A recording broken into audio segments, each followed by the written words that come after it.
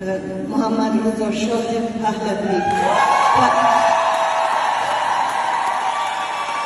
بله به افتخارش.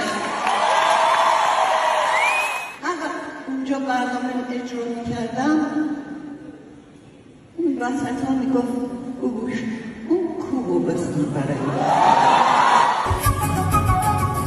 اون کوه بلندی که سرها